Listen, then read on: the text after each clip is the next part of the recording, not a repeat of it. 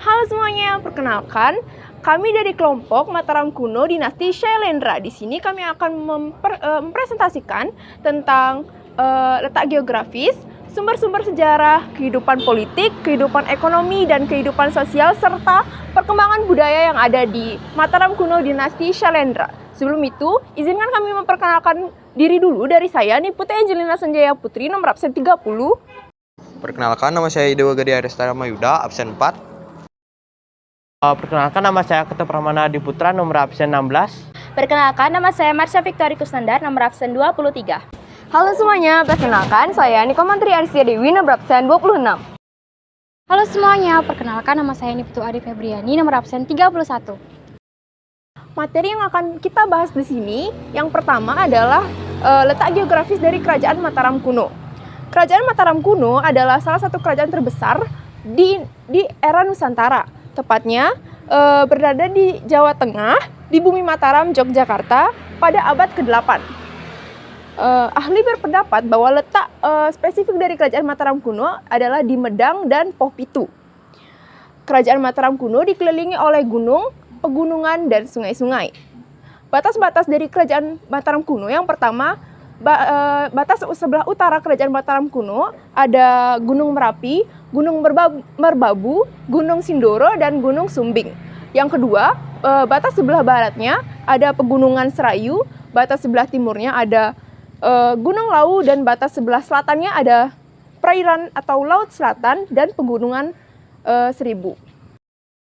Yang kedua, ada sumber-sumber sejarah dari dinasti Shailendra. Yang pertama ada Prasasti Kalasan dari 778 Masehi. Yang kedua ada Prasasti Klurak dari 782 Masehi. Yang ketiga ada Prasasti Ratu Boko dari 856 Masehi. Dan yang terakhir ada Prasasti Nalada dari 860 Masehi. Oke, selanjutnya saya akan membahas kehidupan politik. Pada abad ke-8 Masehi, dinasti Shailendra mulai mendesak dinasti Sanjaya pada saat dinasti Sanjaya dipimpin oleh Rakai Panangkaran. Meskipun dalam keadaan terdesak, akan tetapi kedudukan raja-raja dinasti Sanjaya tetap diakui dengan kehormatannya. Hanya saja, memang raja-raja dinasti Sanjaya harus tunduk dengan raja-raja dinasti Shailendra sebagai penguasa tertinggi di kerajaan Mataram. Pada saat itulah, terdapat beberapa raja yang berkuasa di dinasti Shailendra. Hal ini dibuktikan dengan berbagai prasasti yang ditemukan dan menceritakan bagaimana masa pemerintahan setiap raja. Dari Prasasti Banu, menceritakan bahwa raja pertama dinasti Shailendra adalah Raja Banu yang juga merupakan pendiri dari dinasti Shailendra. Pada Prasasti Indra, diceritakan juga bahwa raja selanjutnya adalah Raja Indra, di mana pada masa pemerintahannya, beliau menjalankan politik ekspansi, di mana perluasan yang dilakukan oleh Raja Indra ialah ke daerah sekitar Selat Malaka. Beliau juga semakin memperkuat kehidupan politik dinasti Shailendra dengan kerajaan lain, yaitu Kerajaan Sriwijaya, dengan melakukan pernikahan politik. Di mana pada saat itu Raja Indra ingin menikahkan putranya, yaitu Samaratungga, dengan putri dari Kerajaan Sriwijaya. Raja Indra juga diketahui membuat prasasti Klurak yang dibuat pada tahun 782 Masehi, diletakkan di daerah Prambanan. Kemudian dari Prasasti Samaratungga menceritakan bagaimana masa kekuasaan raja selanjutnya, yaitu Samaratungga, di mana pada masa pemerintahannya masyarakat begitu menghayati nilai agama Buddha dan kemudian meneruskan pembangunan Candi Borobudur.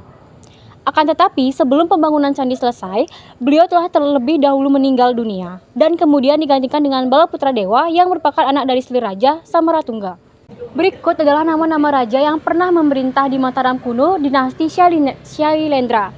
Yang pertama Raja Banu 752 sampai 775 Masehi. Yang kedua Raja Wisnu dari 775 sampai 782 Masehi. Yang ketiga Raja Indra dari 782 hingga 812 Masehi. Yang keempat Raja Samaratungga dari 812 hingga 833 Masehi. Yang kelima Raja Balaputra Dewa dari 833 hingga 856 Masehi. Yang keenam, Raja Pramoda Wardani dari 856 Masehi. Nah, sekarang saya akan menjelaskan mengenai kehidupan politik dari Kerajaan Mataram kuno dinasti Sailendra. Yang pertama adalah puncak kejayaan. Dinasti Sailendra mengalami puncak kejayaan pada masa Raja Indra, yaitu 782 hingga 812 Masehi, yang berhasil mengembangkan Mataram menjadi kerajaan agraris maritim, yang bahkan dapat menyaingi Sriwijaya dan dapat menguasai perdagangan serta pelayaran di Asia Tenggara. Untuk memperluas wilayahnya, Raja Indra melakukan perkawinan politik antara putranya yaitu Samaratungga dengan putri Sriwijaya. Bukti kejayaan pada masa pemerintahannya, Samaratungga memerintahkan untuk membangun Candi Borobudur yang merupakan bangunan suci agama Buddha. Yang kedua ada kemunduran. Salah satu sumber mengatakan peristiwa yang mengakhiri kekuasaan dinasti Sailendra di Jawa Tengah adalah letusan Gunung Merapi. Selain itu, di sumber lainnya mengatakan bahwa runtuhnya Wangsa Sailendra dimulai dengan adanya ketimpangan perekonomian serta perbedaan keyakinan antara Sailendra sang penguasa yang beragama Buddha dengan rakyat Jawa yang kebanyakan beragama Hindu Siwa. Yang ketiga ada kehidupan ekonomi. Letak kerajaan Mataram yang terisolasi menyebabkan perekonomian kerajaan itu sulit untuk berkembang dengan baik. Selain itu, transportasi dari pesisir ke pedalaman sulit untuk dilakukan karena keadaan sungainya. Dengan demikian, perekonomian rakyat banyak yang mengandalkan sektor agraris daripada perdagangan, apalagi perdagangan internasional. Dengan keadaan tersebut, wajar bila Raja Kayuwangi berusaha untuk memajukan sektor pertanian, sebab dengan sektor inilah perekonomian rakyat dapat dikembangkan. Dan yang keempat ada kehidupan sosial. Dalam dinasti Sailendra terdapat struktur kasta atau sosial, tetapi tidak terlalu ketat, sebab seorang Brahmana dapat menjadi seorang pejabat seperti seorang ksatria, ataupun sebaliknya seorang ksatria bisa saja menjadi seorang pertapa. Dalam masyarakat Jawa, terkenal dengan kepercayaan bahwa dunia manusia sangat dipengaruhi oleh alam semesta atau sistem kosmologi. Dengan demikian, segala yang terjadi di alam semesta ini akan berpengaruh pada kehidupan manusia. Begitu pula sebaliknya.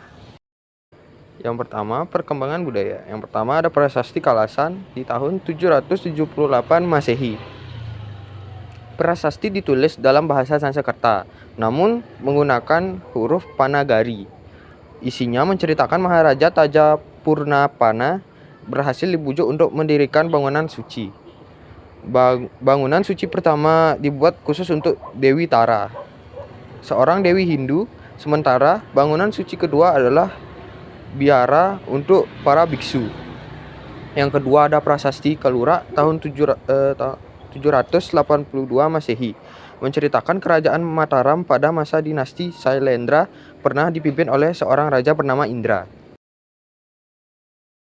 Yang ketiga yaitu Prasasti Ratu Boko pada tahun 782 Masehi. Isinya tentang Raja Balaputra Dewa yang kalah berperang melawan kakaknya Pramowardhani. Raja Balaputra Dewa kemudian melarikan diri ke Sriwijaya. Selanjutnya yaitu yang keempat, Prasasti Nalada pada tahun 860 Masehi. Ditulis dengan menggunakan bahasa Sanskerta dan beraksara Pallawa. Para Prasasti Nalanda menceritakan asal-usul Balaputra Dewa. Ia adalah putra dari Samaratungga sekaligus cucu dan Raja Indra. Yang pertama yaitu Candi Kalasan. Candi Kalasan terletak di Desa Tirto Martani, Kecamatan Kalasan, Sleman, Yogyakarta.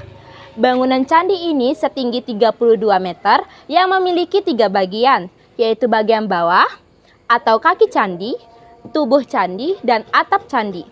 Candi Buddha yang dibangun pada tahun 778 Masehi ini merupakan persembahan untuk Dewi Tara. Candi Ngawen terletak di Dusun Ngawen, Kecamatan Muntilan, Magelang. Seperti disebutkan dalam Prasasti Karangtengah, Candi Buddha ini dibangun pada abad ke-8 sebagai tempat pemujaan umat Buddha. Seni arsitektur candi ini sangat unik, salah satunya ditemukan pada arca singa yang menopang 4 sisi bangunan. Gaya ukiran arca singa yang menyerupai lambang singa pada negara Singapura tersebut dapat ditemui di beberapa kuil di wilayah Madura, India. Candi Pawon terletak pada satu garis lurus ke arah timur dari Candi Borobudur dan Candi Mendut. Oleh karena itu, muncul dugaan kuat bahwa ketiganya didirikan sebagai satu kesatuan yang tidak terpisahkan.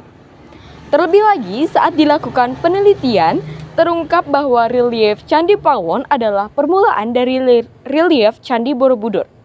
Candi Pawon ini diperkirakan dibangun bersamaan dengan pertengahan abad ke-8 Masehi, yaitu bersama dengan Candi Borobudur, Candi Mendut, dan Candi Prambanan. Perkembangan budaya candi selanjutnya adalah Candi Borobudur. Candi Borobudur merupakan peninggalan dari kerajaan Mataram kuno yang sangat terkenal di Indonesia maupun di dunia. Candi Buddha terbesar di Indonesia ini memiliki 10 tingkatan dan memiliki ketinggian 42 meter. Bagian dasarnya disebut Kamadatu, 4 bagian atasnya disebut dengan Rupadatu, dan bagian atas disebut dengan Arupadatu. Pada setiap tingkatannya terdapat relief-relief indah yang menggambarkan tentang ajaran Sang Buddha. Candi Borobudur dibangun pada masa Raja Samaratungga dari dinasti Shailendra.